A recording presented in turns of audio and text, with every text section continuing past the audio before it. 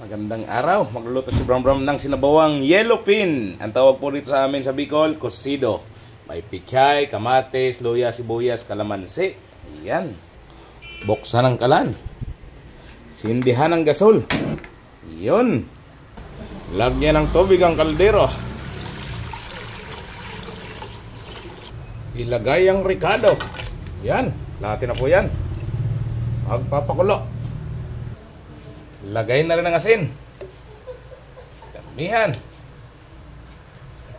Takpan. Ayan po, kulo na. Lagay na natin si isda. Ayan.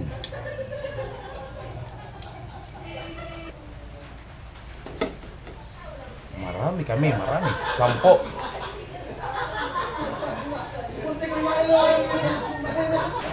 Ayan, kulong-kulo na. Ilagay na si pichay. Ayan. Ganyan po ang pagluto ng cocido dito sa amin. Siyempre, hindi mawawala ang sekreto ni Bram Bram, Ajinomoto. Haha, gitsin. Pagluto na po, ilagay na ang kalamansi. Ayan. Konting mekos.